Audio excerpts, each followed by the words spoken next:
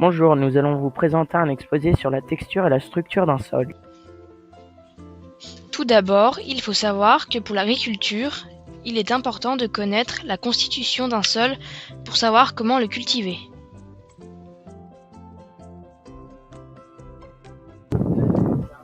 La texture correspond à la composition d'un sol en argile, en limon et en sable. Ces trois éléments sont classés en fonction de leur taille selon une échelle granulométrique.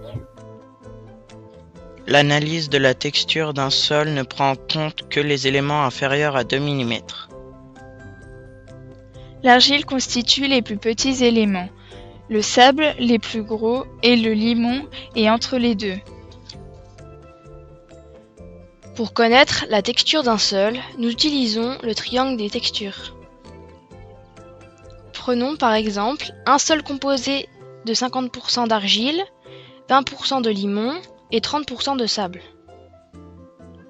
Nous prenons 50% d'argile et nous traçons une droite parallèle à l'axe du sable. Nous prenons 20% de limon et traçons une droite parallèle à l'axe des argiles. Enfin, nous prenons les 30% de sable et traçons une droite parallèle à l'axe des limons.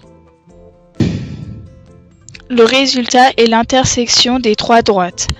La texture de ce sol est donc argileuse.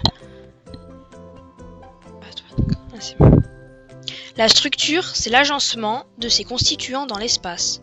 L'argile, le sable et le limon se lient plus ou moins entre eux grâce à de la matière organique morte appelée humus. Ils forment des agrégats de taille et de formes différentes selon la texture du sol.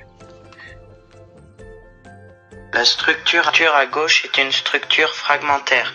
Elle est faite de petits agrégats qui s'émiettent facilement. La structure la plus à droite est une structure compacte. Elle est faite de gros agrégats qui se cassent difficilement. Pour cultiver un sol, il est préférable d'avoir une structure fragmentaire.